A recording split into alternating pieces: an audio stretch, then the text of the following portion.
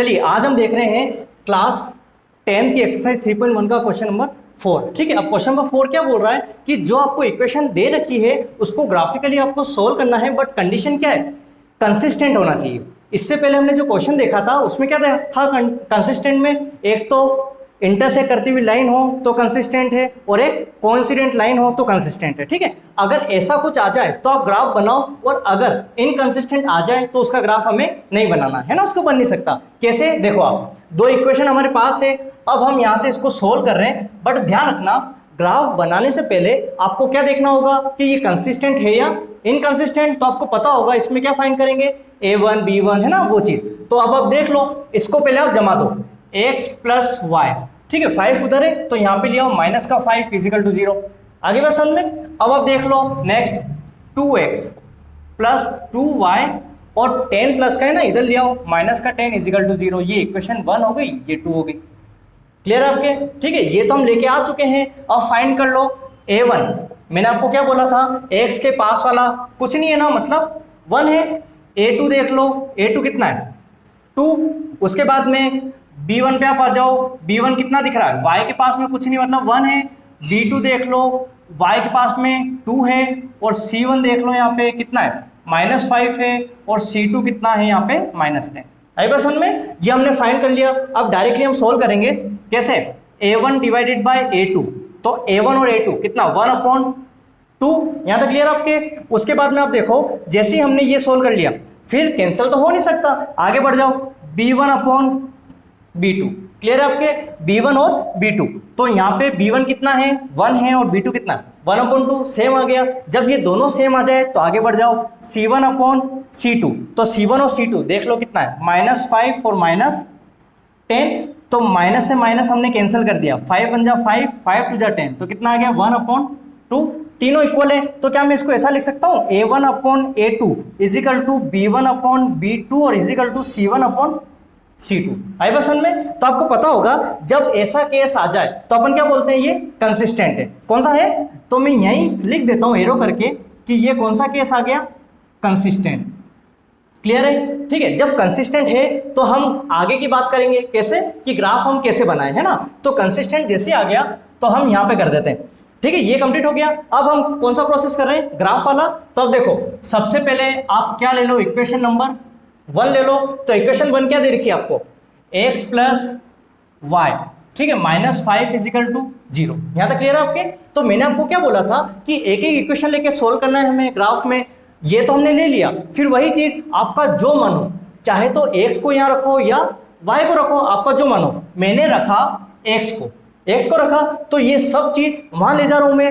y भी मेरा equal के उधर जा रहा है और 5 भी मेरा इक्वल के उधर जा रहा है। तो आपको पता होगा कि भाई प्लस का माइनस, माइनस का प्लस, -5 उधर गया तो प्लस का 5 हो गया, और y प्लस का है तो माइनस का हो गया। यहां तक क्लियर आपके। अब आप देख लो x इजिकल टू 5 माइनस, आप चाहो कि सर मैं तो 0 रखता हूँ, y की वैल्यू 0 रख दो। क्लियर आपके, ठीक है। y की वैल्यू आपका जो मन हो कुछ भी रख सकते हो। मैंने क्या रख दिया y की 0, तो 5 में से 0 गए तो x वैल्यू कितनी हो गई 5। क्लियर आपके। अब ये तो होगी, लेकिन ध्यान रखना अपन ने सिर्फ एक बार ही वैल्यू रखी है। ठीक, आपका जो मन हो उतनी बार अपन रख सकते हैं, बट एक से ज्यादा रखना। ठीक है, तो मैं 2 बार रख देता हूँ। इक्वेशन तो ये आ चुकी है ना, तो x इजिकल टू 5, पहले मैंने 0 रखी थी, ठीक है, अब मैं रख रहा हूँ 1 रख दी, तो एक 5 में से 1 गए 4। क्लियर आपके, ठीक है। तो ये हमारी इक्वेशन कंप्लीट हो गई। अब इसकी टेबल हम यहाँ बना लेते हैं, जो कि रहेगी इक्वेशन नंबर 1 की। तो यहाँ पे 2 चीजें हमने ली थी, एक तो x है और एक y की वैल्यू कितनी रखी हमने 0, तो x के कितनी आ गई 5, y की वैल्यू कितनी रखी हमने 1, तो x की कितनी आई 4। आई बस समझ में। तो यहाँ रखते हुए थोड़ा सा आप ध्यान देना है ना कि किसकी अपन रख रहे हैं, क्या कर रहे हैं। तो ये हमारी टेबल किसकी कंप्लीट हुई, इक्वेशन नंबर 1 की। अब इक्वेशन नंबर 2 अपन यहाँ देख लेते हैं। इक्वेशन 2 अब देख लो, इक्वेशन 2 कहाँ थी, ये थी ना 2x plus 2y, 2x plus 2y minus 10 equal to 0। ठीक है, चेक कर लो एक बार, 2x plus 2y minus 10 equal to 0। अब एक चीज सुनना, मैंने आपको क्या बोला, चाहे तो x को रखो या y को रखो, लेकिन एक चीज ध्यान रखना कि मैंने जैसे इस इक्वेशन को देखा 2 एक ऐसा नंबर है जो पूरे में डिवाइड हो रहा है, दिख रहा है आपको, हो रहा है। तो मतलब हमारा कंसेप्ट क्या बना कि मैथ्स में एक कंसेप्ट होता है, अगर कोई चीज आप एक जगह फॉलो कर रहे हो, पूरी जगह फॉलो कर दो, भले मतलब हो या ना हो। 2 का सब जगह जा रहा है डिवाइड, तो कर दो। 2 से अगर मैंने इसको डिवाइड किया तो 1 से बचेगा ना, खाली कट गया 2। यहाँ पे भी अगर मैंने 2 से डिवाइड कर दिया, कट गया, तो कितना बचा y, और यहाँ डिवाइड किया तो 5 इजिकल टू 0। आगे बस समझ में, तो 2 5 जा 10 हो गया, ठीक है, ये क्वेश्चन बन गई। अब आप आगे देखो, आप चाहो कि नहीं सर मैं तो x को रखता हूँ, x को रख लो, y उधर जाएगा माइनस का हो जाएगा, -5 उधर जाएगा प्लस का, तो 5 - 1 कर सकते हैं अपन। आपको दिख रहा है ये सेम सेम ही हो गए हैं, सिमिलर, ठीक है। अब एक चीज सुनो, यहाँ पे अपन ने क्या रखा, 0 फिर 1, मतलब अगर यहाँ पे मैंने 0 रखा है तो नेक्स्ट स्टेप में 0 नहीं रखना है, आगे बढ़ते चलो, ठीक है। लेकिन अब अपन सेकंड इक्वेशन में पहुंच चुके हैं, तो इसका मतलब ये नहीं कि सर अपन 1 तक तो रख चुके हैं, अब आगे रखो, ऐसा कोई कंसेप्ट नहीं। आई बस समझ में, अपन किसकी बात कर रहे हैं, इक्वेशन 2 की। ये अलग इक्वेशन है, वो अलग इक्वेशन है। आप चाहो कि नहीं सर मैं तो 4 5 6 कुछ भी रख दूं, और आप चाहो कि नहीं सर मैं तो ये वाली रख दूं, थोड़ी इजी हो जाएगी, तो ये भी रख दो, ठीक है। आपका जो मन हो ना वो करके देख लेना, ठीक है। बस इसमें कंसेप्ट क्या लगता है कि अगर 0 1 रखा तो आगे आगे चलते रहो, अब यहाँ पे तो कुछ रखा ही नहीं, तो वापिस 0 से स्टार्ट कर दो। तो वही मैं ले लेता हूँ, 5 - 0 किया तो x इजिकल टू कितना हो गया 5, क्लियर है आपके। वापिस सेम चीज, x इजिकल टू 5 - 1 रख दो, तो 5 में से 1 गए 4 हो गए। अब इनकी आप क्या करो, टेबल ड्रॉ कर दो, टेबल भी सेम बनेगी दोनों की, x और y। देख लो y की वैल्यू कितनी थी 0, तो x की कितनी आ गई 5, और y की रखी यहाँ पे 1, और x की कितनी थी 4। आपको पता होगा कि जब ये कंडीशन आती है तो मैंने क्या बोला था, कोइंसिडेंट लाइन बनती है। कोइंसिडेंट बोले तो एक ही लाइन बनेगी, तो देख लो दोनों के पॉइंट भी तो एक ही है, तो एक ही लाइन बन जाएगी, क्लियर आपके। तो ये तो हमारा क्या क्वेश्चन सोल्व हो गया। अब ग्राफ हम नेक्स्ट क्लास में सोल्व करते हैं, क्लियर। चलिए अब हम क्या बना रहे हैं, क्वेश्चन नंबर 4 का पूरा हमने कंप्लीट कर लिया। अब क्या है, ग्राफ हम बना रहे हैं, ठीक है। 2 टेबल यहाँ पे मैंने बना दी, ये तो है इक्वेशन नंबर 1 की और ये है इक्वेशन नंबर 2 की। इन दोनों टेबल को लेके हमें क्या ड्रॉ करना है, ग्राफ ड्रॉ करना है। आपको पता होगा जब हम ग्राफ ड्रॉ करते हैं, एक तो होती है वर्टिकल लाइन और एक होती है हॉरिजॉन्टल लाइन, ठीक है।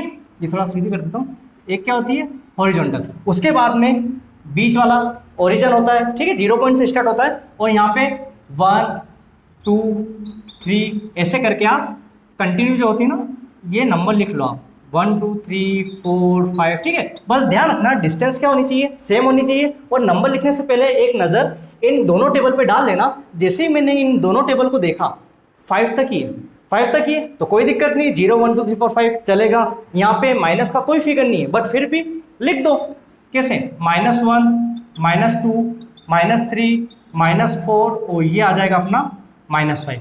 आई पसंद में, ठीक है। उसके बाद में y में भी आप यही कर लो, यहाँ पे तो प्लस का 1 2 3 4 और 5, यहाँ पे आ जाएगा -1 -2 -3, ठीक है। यहाँ भले कितना भी आप लिखना चाहो लिख देना, -4 और -5।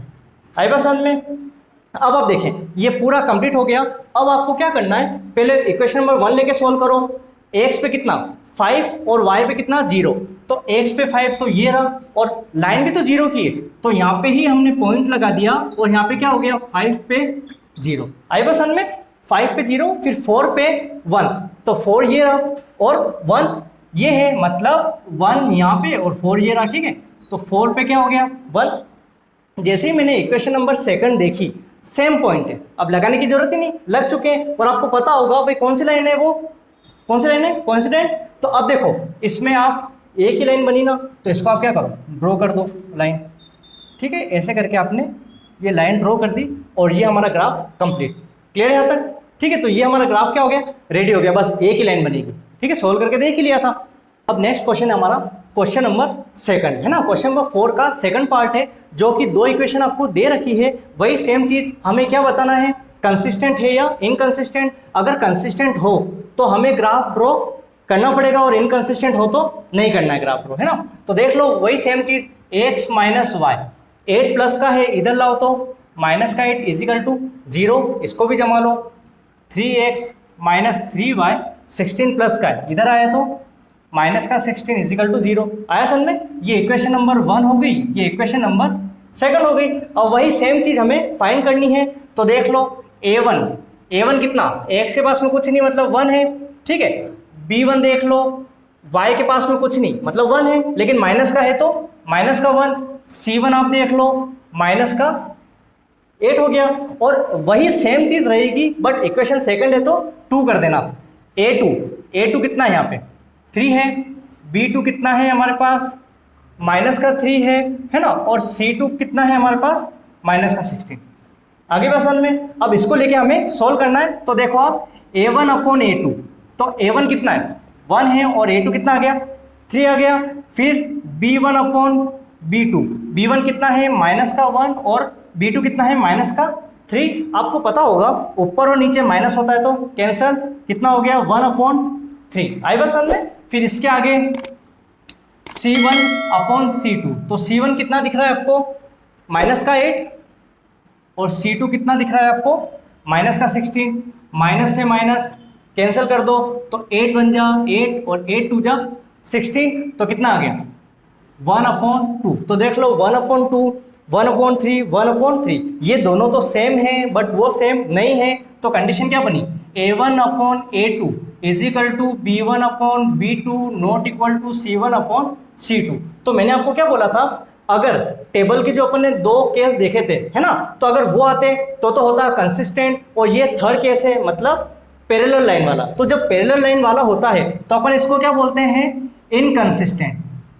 आई बात समझ में। तो ये इनकंसिस्टेंट है इसलिए हम इसका ग्राफ ड्रॉ नहीं कर सकते, कि क्वेश्चन में कहा गया है कंसिस्टेंट है तो ग्राफ ड्रॉ कर लो और नहीं हो तो नहीं कर सकते। क्लियर आपके।